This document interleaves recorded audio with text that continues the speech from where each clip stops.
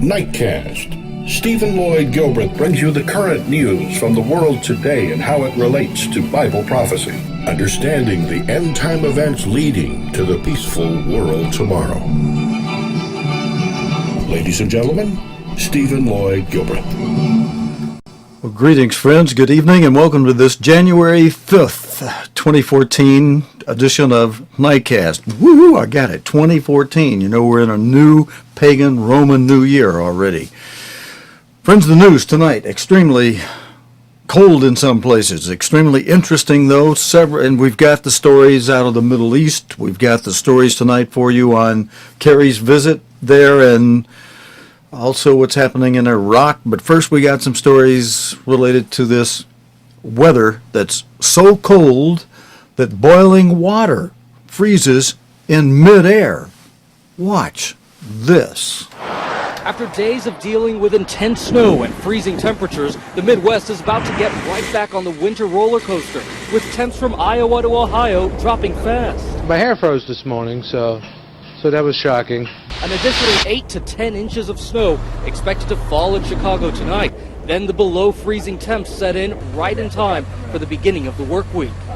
Officials are warning exhausted travelers who have been camping out at airports this weekend to be cautious. This Spirit Airlines plane heading for Vegas skidded off a runway at O'Hare last night, giving 145 unhurt passengers a terrifying start to their weekend.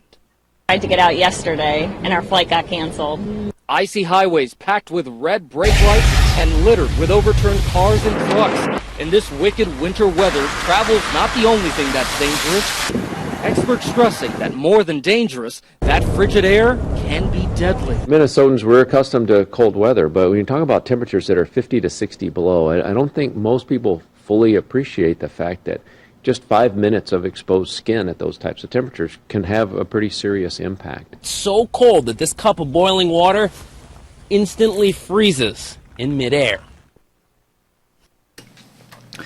And friends, I need to give credit there. This is how ABC News reporter Gio Benitez covered the story out of Chicago. And that video was courtesy of ABC, licensed via the BBC. And if you from ABC are watching, we are running it under the BBC license.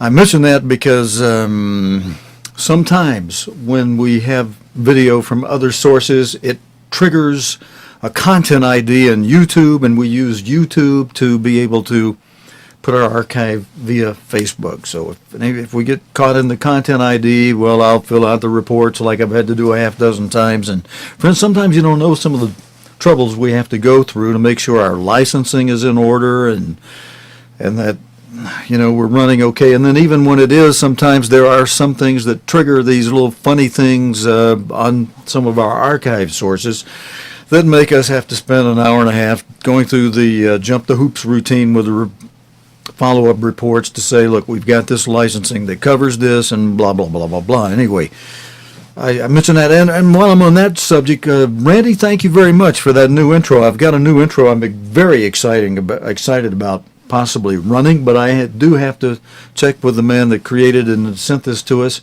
Really neat little opening intro. I hope to be using that later in the week. I've got to check with him about the licensing on that video portion of that, Randy. I just got to square that up and see who that is and make sure our licensing is covered on that. Now, from that little nice piece of video. This was a hilarious piece of video to me where, I mean, hilarious or just interesting. This piece, let me bring it forward here, where the guy threw the boiling water up in the air and it freezes in the air. But let me tell you something. He's not the first one to try something like that. I was able to dig out of the BBC archive going back 3 years. A cool trick with hot water at minus 40 degrees centigrade. And this goes back to the archive let me get this lined up for you, friends, back to the archive back in November of 2010. At that time, there was such an extreme temperature situation. Here's where this the BBC correspondent essentially did this same trick, but it turned to snow instead of freezing in midair. And let me see if I can. Now the temperature at the time was minus 46 degrees centigrade, and frostbite, it says, is a constant hazard, but the region is rich in gold and diamonds. Russia is now one of the world's leading diamond producers. All right, now look, I think this is going to be Adam Minot looking at some of the challenges faced by flying there in that weather in 2010, and he takes that cup of hot water. Now, see, this is one who did something like this first. He takes a cup of hot water, and he shows you what happened when it's thrown in the air at minus 40 degrees centigrade. We've come to one of the coldest inhabited places on the planet, the district of Oymyakon in eastern Siberia. It is staggering how cold it is. I mean, the temperature now here is probably somewhere between minus 30 and minus 40. And to give an illustration of just how cold it is, I've got a cup of hot water in my hand here. Watch this, okay? It just vaporized and turned to snow in the air.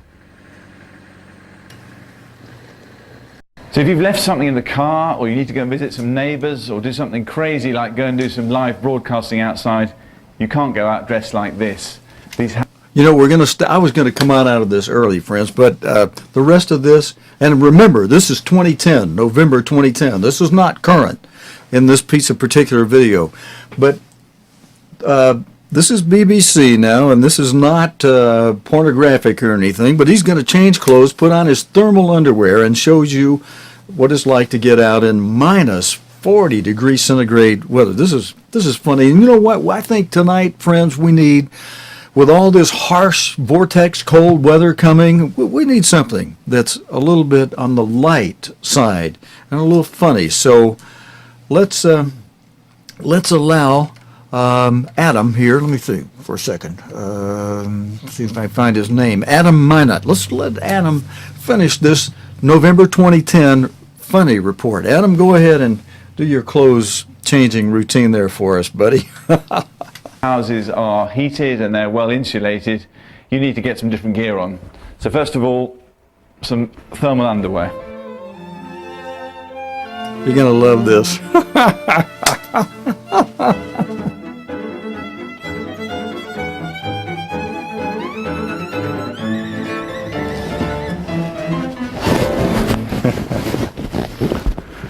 There you are.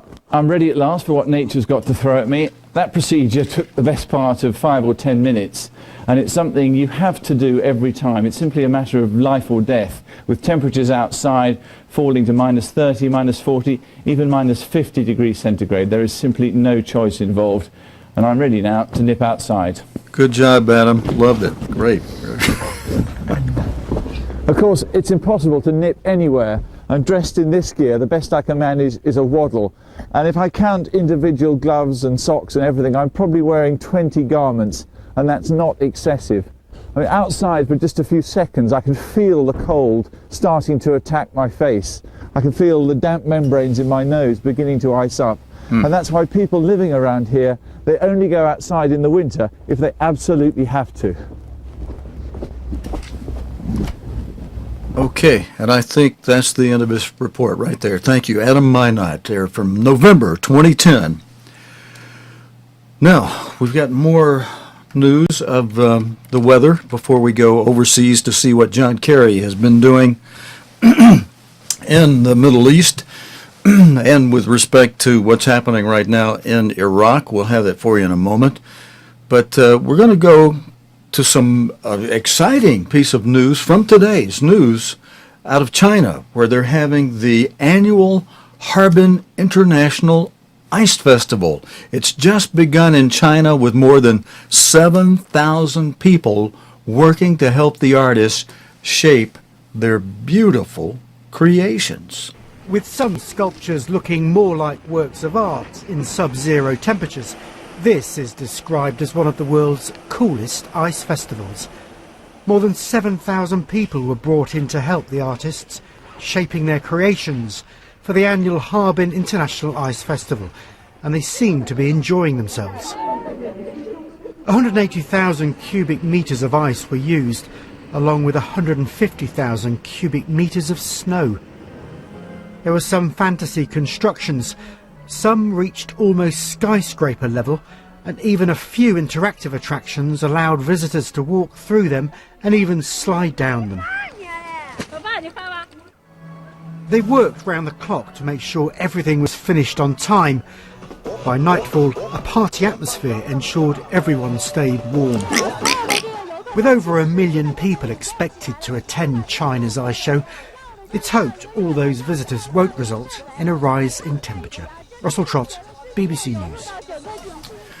Okay, and friends, I've got some video related to that same thing from last year in China. Same cities, Harbor City in China, where they do this. This is an annual winter carnival event. And the one that opened last year, the same time last year in the northeast China city of Harbin, it shows you the beautiful colors they do through the ice in this month-long Harbin Ice and Snow Festival. It's one of the world's largest. Here's the video from last year on this. Walking in a winter wonderland. The theme is dream, snow, forest and magic ice animation, and it's simply stunning. There are ice castles in a vast illuminated ice park, 600,000 square metres in total, full of larger-than-life fairy tale ice characters. This year's arena boasts a huge ice slide which rises 20 metres into the air, and it's proving very popular with adults and children alike, despite temperatures of minus 26 degrees. I like it a lot. The lights and ice sculptures are so pretty. I've been to many places before, but nothing can compare with this. I feel I'm in a fairy tale land. This is very good. To be honest, it is really cold today. I felt so cold when I stepped off the train, and I was worried it would be colder here since there is ice everywhere. My feet had gone numb even before I came here. But once I got here, I was very excited. I don't feel cold anymore when I see these beautiful sculptures. The travel is worth it. It took around 150,000 square metres of snow and 180,000 cubic metres of ice to make the sculptures, which are famous the world over. Last year, more than 13 million people travelled to northern China to see it for themselves, and even more are expected this year. The festival runs until the end of February, and for those seeking the full fairy tale experience, it's even possible to get married in this frosty kingdom. Donna Larson, BBC News. Well, thank you, Donna. And Donna Larson and her crew had such colorful video from the report from this time last year, 2013. I wanted to show you that with all that color and that funny comments you had there that a lot of people come there to get married and that, you know, if somebody buy me a ticket to China and let's get out of the vortex cold here and get into that cold where it's minus 26. I don't know. I don't think that doesn't sound too romantic to me. Well, send me a ticket, gals. I'll pick one of you and we'll go. All right, I'm just having fun tonight, a little crazy tonight. But let's get to some serious news now. The active. And in Iraq, an Iraqi government operation appears to be underway to retake areas seized in recent days by militants linked to al-Qaeda. Civilians are said to be fleeing the city of Fallujah west of the capital amid airstrikes and artillery bombardment. Paul Wood has this report. Cordoned-off streets in the Iraqi capital, Baghdad, the aftermath of another bombing in the troubled new cycle of Sunni-Shia ethnic tensions and violence here. But events further west in Iraq are suddenly grabbing international attention. Here in Ramadi and also in Fallujah, in the Sunni heartland of Anbar province, al-Qaeda-linked militants and local tribal allies have taken control of all or parts of the cities. The Shia-dominated government is now gearing up to retake them with its tribal allies. The coordination between the army and tribesmen is progressing in leaps and bounds. The army provides the tribes with weapons and everything they need in this battle against the terrorists. I think this issue will be resolved within a day or 2 days to expel the armed groups. The American Secretary of State John Kerry, here in Jordan on a tour of the Middle East, has said he's very concerned about the resurgence of al-Qaeda-linked militants and that Washington will do all it can to support the Iraqi government. We are not obviously contemplating returning. We're not contemplating putting boots on the ground. This is their fight. But we're going to help them in their fight. And yes, we have an interest. We have an interest in helping the legitimate and elected government be able to push back against terrorists. During the US occupation of Iraq, Fallujah was one of the deadly strongholds of the Sunni insurgency. The Iraqi Defense Ministry says this is footage from airstrikes on militant targets in Anbar province, and reports say residents are leaving Fallujah fearing a government air and artillery assault to regain control. This is a high-stakes confrontation with implications also for the conflict in neighbouring Syria and beyond. Nick Childs, BBC News. Okay, thank you, Nick Childs. And we have an update that is just Secretary of State Kerry speaking. He may say a little more in this video than he did in the one we just played. So let's play a little bit of this and see if we get a little bit more detail here on it. He said the U.S., they're going to help Iraq, but definitely not with boots on the ground. We're in contact with tribal leaders from Anbar province, whom we know, who are showing great courage and standing up against this as they reject terrorist groups from their cities. And this is a fight that belongs to the Iraqis. That is exactly what the President and the world decided some time ago when we left Iraq. So we are not obviously contemplating returning. We're not contemplating putting boots on the ground. This is their fight. But we're going to help them in their fight. And yes, we have an interest. We have an interest in helping the legitimate and elected government be able to push back against terrorists. This is a fight that is bigger than just Iraq. And friends, now U.S. Secretary of State John Kerry was speaking on this from the Middle East, where he is now. And yesterday, he spoke regarding the progress towards the Middle East as Israeli and Palestinian peace agreement. Let's take a look at that. I will say that we are working with great intensity, with serious purpose, with a commitment to trying to resolve this conflict that has gone on for many years too long, and which I think presents us now with the possibility of trying to find a framework agreement which would really lay out the end game. Now, I'm pausing him just for a moment, friends, because he talked about the end game. Mr. Kerry, what are we talking about there? Armageddon? And he said this has gone on for far too long. Mr. Kerry, what are we talking about? Let's see. I think this problem started over a couple thousand years ago, back with Abraham's son Ishmael, the son of the Egyptian handmaid of Sarah, Hagar. And then later when Isaac was born. You know, it's been an Ishmael-Isaac feud row that goes all the way back some more than 2,000 years ago. So I have to laugh at that comment. Excuse me, Mr. Secretary of State, but, you know, when you put it in a context like gone on far too long, like a few decades or what, no, this is not a few decades or even a few hundred years or problem. We're talking about, how long are we talking about there, folks? A good couple thousand years. Let's see, we're going on 6,000 years of the history, into the 6,000 years of history of man. And when was that Abraham was in the Middle East with his wife Sarah? are we talking about 1,500? Are we talking about more than 3,500 years ago? A problem that goes back more than 3,000 years, if I'm adding that, if I'm doing that right. Some of you, I know I'll hear from you. If I've got that wrong, I'll hear from you before I have a chance to correct it tomorrow night. But that's okay. You know, I actually appreciate that. I appreciate the evaluations I've gotten from some of you that have noted improvements that I have made, and that's encouraging to me. Since I first started doing this program after Mr. Collins died, I was not your initial host, as some of you know. This was the person who first warmed this seat was 50-year minister in Alabama, Robert Collins.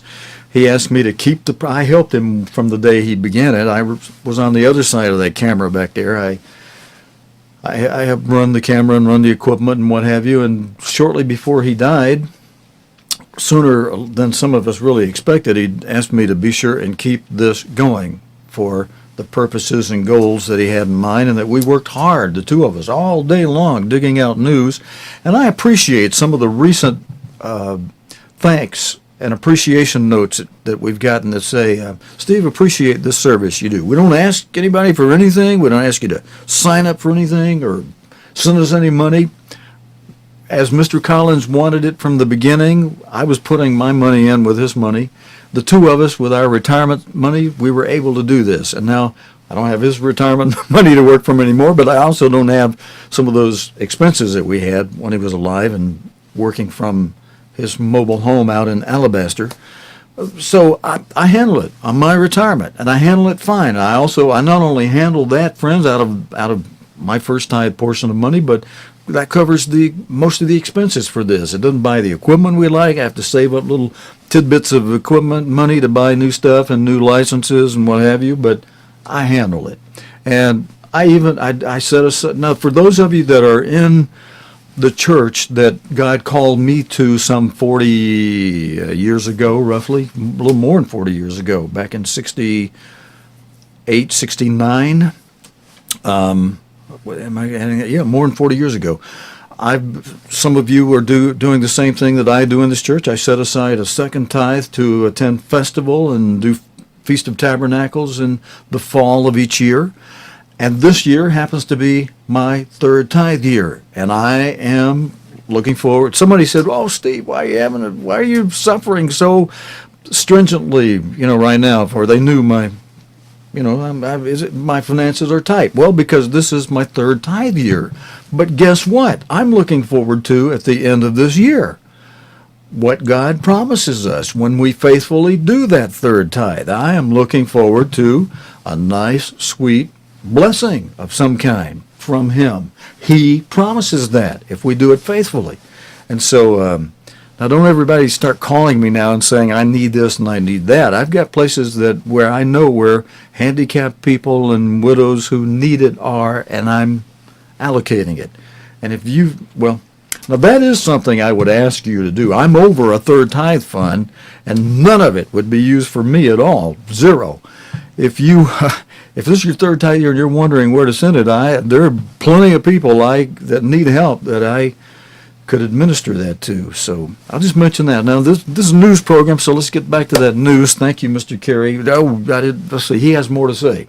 Let's let him finish this one. But I did want to comment on.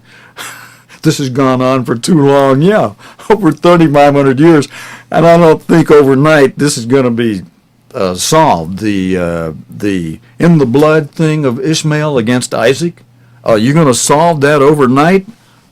I don't think so. Overnight or even over a few weeks or a few months in this time period. Not until Jesus Christ gets back here is it really going to be resolved in its real end game. And end game, what end game are we talking about here? The next big end game before Christ returns is going to be the big end game of the Armageddon.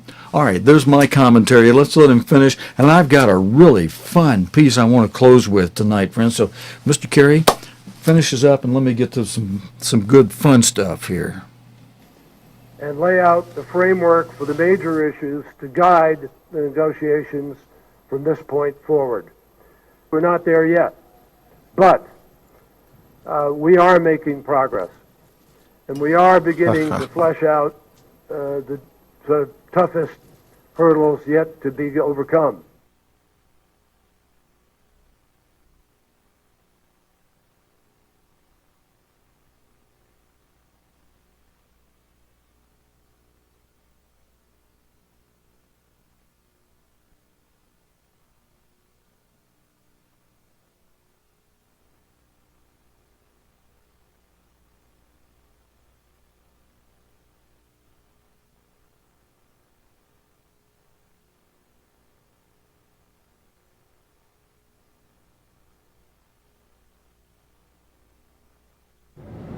A blanket of snow now covers many parts of America's northeast. For some, it's been a winter treat, but the snow's brought with it dangerously low temperatures and freezing winds, which have caused havoc in many areas. Nearly 50 centimetres of snow fell in the city of Boston, forcing offices to shut and disrupting travel. In Connecticut, the clear-up's begun. We won't keep on moving. You stay warm. Yep, she good. But with freezing temperatures continuing through the weekend, getting things moving again is a challenge. Real bad out here, real bad. It's not just snow, but storms. Heavy gusts have battered picturesque coastal towns along the Cape Cod. In some areas, the military's been drafted in to help, as many homes have been flooded. Neighbouring Canada's also endured some of the most frigid temperatures and weather conditions. In Newfoundland, there was almost 40 centimetres of snowfall, and many homes had to endure a night without power. More severe weather's forecast for many parts of the US and Canada in the coming days, with predictions temperatures could plunge to record lows in some parts of Midwest America. Regina Vaidyanathan, BBC News, Washington. And friends, in this next report, NADA has a report showing that she mentioned, the other reporter mentioned it's 40 centimeters, it's already up to 61 centimeters, and the snow has been blamed for 11 deaths so far and forced the cancellation of more than 4,000 flights since Wednesday. Some coastal areas were also thought to be at risk of flooding. Here is Nada Tofik reporting from New York.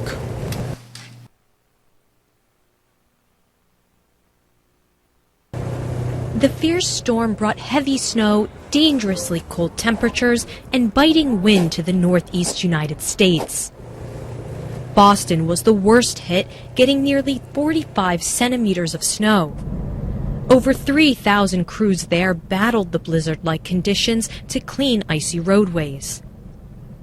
And air travel at the end of the holiday season was severely disrupted, with thousands of flights canceled nationwide, leaving passengers stranded and waiting for news. We understood that it was the weather, it wasn't the JetBlue, so we were patient and hoped for the best, but unfortunately we spent the night in the chapel. Now we are trying to rebook a flight so I can get back home.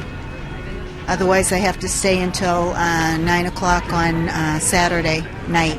How are you feeling right now? Tired and sore.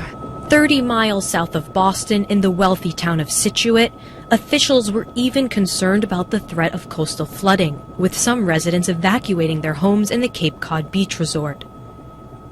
The harsh weather disrupted services, but also extended the holiday break for many told to stay home.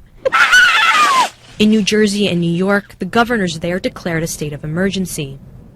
The storm was the first major test for New York's new mayor, Bill de Blasio. In preparation for the storm, city schools and government offices were shut, and teams searched the street for homeless people who they feared could freeze to death outdoors. The mayor urged others to stay home. If you do not need to travel today, please stay home. If you do have to travel, take mass transit. Yes, there will be some delays, but it will be safe, and it will help us to get the city 100% back in full running order. And in Washington, hundreds of thousands of federal employees were told they could work from home or take an unscheduled leave. but the nation's capital was spared the worst of the storm. The snow may have passed, but the dangerously cold conditions are expected to last into the weekend. Netta Tawfiq, BBC News, New York. Well, thank you for that report, Netta. And friends, on Sunday evenings, we've traditionally oftentimes gone as much as an hour for our program. We turn the half hour into a half hour. We turn the half hour into an hour oftentimes on Sunday evening because, well, a lot of times a lot happens between our Thursday night report and Sunday night, because Thursday night's our last report of the week. We pick it back up to start the new week out on Sunday night, recognizing that Sunday's not really part of the weekend. Sunday's really the first day of the week on God's calendar. And this is a program of news related to the Bible and prophecy, so I mention that with reference to the Bible. We're not going to go an hour tonight, but I want to finish with something nice and light. With all this heavy, cold weather coming up, it may knock some of you out of an opportunity to go to your workplace, and you may get stuck home. You might even lose your electricity a little bit, and hope you've made plans to be able to handle things through that if that should happen. I certainly hope not. But this next story from Burma, in a country also known as Myanmar, much has changed over the past 3 years. Political reforms have been introduced, and the Southeast Asia nation has started attracting new investment from around the world. Some things, however, are taking a bit longer, and perhaps for once the lack of speed is not necessarily a bad thing. Burma's railways date back more than 100 years, and they still have much of the charm associated with a slower pace of life. Jonah Fisher took a ride on the circular line which goes all around the largest city, Yangon, also known as Rangoon. And he does something really cool at the end of his report, something that I would love to do. I had an uncle who was an engineer on a train, and my mother, used to point out, "Hey, there goes your uncle, the engineer on the train." He'd go by and he'd throw things to eat out the window of the train, and we'd go put pennies and nickels and dimes up on the track, and after he'd roll up them, we'd go get our coins, and they'd be all nice and flattened out after the train had come by. Now that's illegal to do now. When I was a little kid, though, centuries ago in ancient times, you could do that, see, but now you can't legally do that under federal law in the U.S. anyway. But here is, with this report, Jonah Fisher, a cool report to finish us out tonight, friends.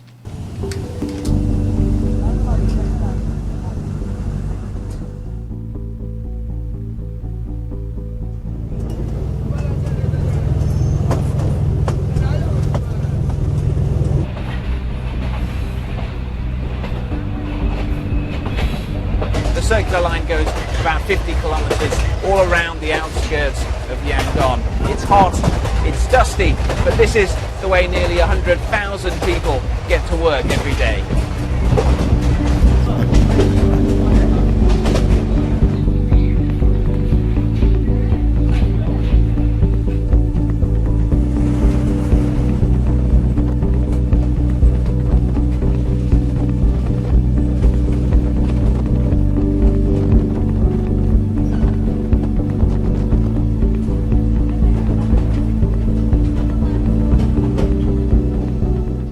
Sometimes this train is more like a market than a normal train.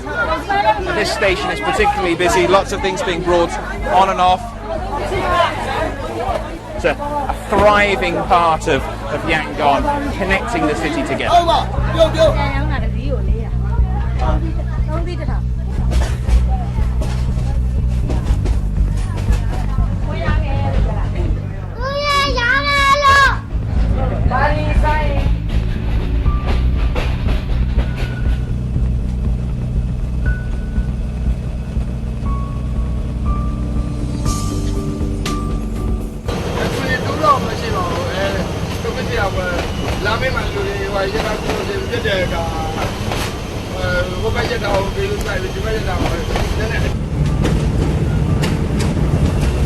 Well, I've been allowed up into the front of the train, and the driver has very generously allowed me to fulfill something of a childhood ambition. Do you mind if I have a go? Okay, here we go. Brilliant. All right, that's cool. Jonah Fisher, thank you very much for that report. And friends, thank you for joining me for this Sunday night edition of news related to the Bible and prophecy here on Nightcast. God willing, and things don't freeze over too bad. Actually, that 10-degree weather's not supposed to hit Alabama here where I am until Tuesday. Although, you never know. Sometimes it can blow in early. I hope not. I've got 24 fruit trees I've got to trim down, try to get coverings over. Some of them are only rated to 20 degrees, and so 10 degrees, I got to do something to protect them. But God willing, and as I often say, the creek don't rise. We plan to be back again tomorrow evening, Monday night, with the next edition of Nightcast. Until then, your host Stephen Lloyd saying, so long, friends. You have been watching Nightcast with Stephen Lloyd Gilbreth. Nightcast can be seen Sunday through Thursday nights here on COGTV.org. Tonight's program is also available anytime on demand in the COGTV.org video archive.